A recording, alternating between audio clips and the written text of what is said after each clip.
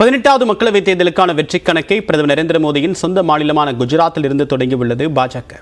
சூரத் தொகுதியில் பாஜக வேட்பாளர் போட்டியின்றி வெற்றி பெற்றுள்ளார். இந்தியாவில் இதுவரை போட்டியின்றி மக்களவைக்கு தேர்வான எம்பிக்கள் குறித்து இந்த சிறப்பு தொகுப்பில் பார்க்கலாம்.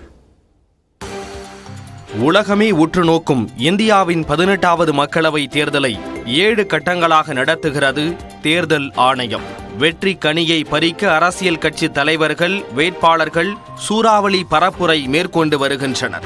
இந்த சூழலில் வீதி வீதியாக சென்று ஓட்டு கேட்காமலும், எதிர்க்கட்சிகளை விமர்சிக்காமலும், வாக்குறுதிகள் பற்றி வாக்காளர்களிடம் எடுத்து கூறாமலும் எம்பியாக தேர்வாகியுள்ளார் குஜராத்தை சேர்ந்த பாஜக வேட்பாளர் முகேஷ் தலால். சூரத் தொகுதியில் காங்கிரஸ் வேட்பாளர், அவரின் மாற்று வேட்பாளர் மனுக்கள் நிராகரிக்கப்பட்டதாலும், மற்ற 8 வேட்பாளர்கள் வேட்புமனுக்களை திரும்ப பெற்றதாலும் போட்டியின்றி எம்பியானார் முகேஷ் தலால். உள்ளாட்சி தேர்தலில் சில வேட்பாளர்கள் போட்டியின்றி தேர்வாவது இன்றளவும் வழக்கத்தில் உள்ளது. ஆனால் பல லட்சம் வாக்காளர்களை கொண்ட மக்களவை தொகுதியில் போட்டியின்றி தேர்வாவது அரிதிலும் அரிது. 74 ஆண்டுகால தேர்தல் வரலாற்றில் போட்டியின்றி மக்களவைக்கு சென்ற உறுப்பினர்களில் பெரும்பாலானோர் காங்கிரஸ் கட்சியை சேர்ந்தவர்களே. 1951ஆம் ஆண்டு நடத்தப்பட்ட முதல் மக்களவை பொதுத் தேர்தலில் 5 பேர் போட்டியின்றி வெற்றியை வசமாக்கினர். அதில் சென்னை மாகாணமாக இருந்த தமிழ்நாட்டைச் சேர்ந்த டி.ஏ. ராமலிங்க செட்டியாரும் ஒருவர். கோயம்புத்தூர் தொகுதியிலிருந்து அவர் தேர்வானார். முதல் மக்களவை தேர்தலில் ஒடிசாவின் ராயகட் புல்பா தொகுதியிலிருந்து சங்கனா, தெலுங்கானாவின் யாத்கிர் தொகுதியிலிருந்து கிருஷ்ணாச்சாரியா ஜோஷி, சௌராஷ்டிராவின் ஹலர் தொகுதியிலிருந்து major general MS. Himmat Sinhji போட்டியின்றி தேர்வாக்கினர். இதேபோல் சத்தீஸ்கரின் பிலாஸ்பூர் தொகுதியிலிருந்து சுயேட்சை வேட்பாளர் ஆனந்த் சந்த் போட்டியின்றி மக்களவை எம்பியானார்.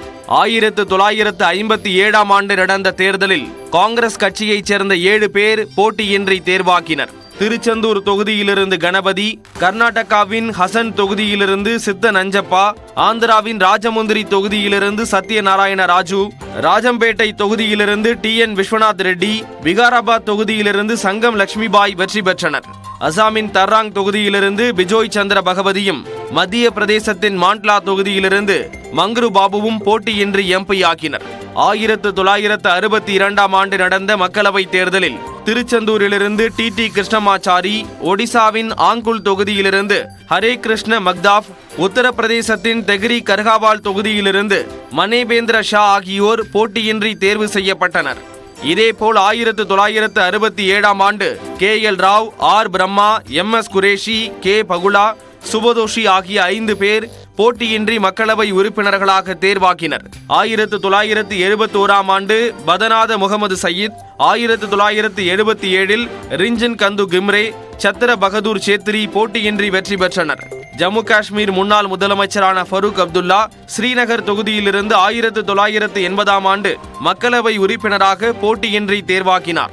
அதனைத் தொடர்ந்து 1989ஆம் ஆண்டு அதே தொகுதியிலிருந்து முகமது ஷஃபிபட் போட்டியின்றி வெற்றி கண்டார். அதன் பின் மக்களவை தேர்தலில் 35 ஆண்டுகளாக யாரும் போட்டியின்றி தேர்வாகாத நிலையில் தற்போது சூரத்திலிருந்து பாஜக வேட்பாளர் தேர்வாகியுள்ளார். பாரதிய ஜனதா கட்சியைச் சேர்ந்த ஒருவர் போட்டியின்றி மக்களவைக்கு தேர்வாகி இருப்பது இதுவே முதல் முறை என்பது குறிப்பிடத்தக்கது.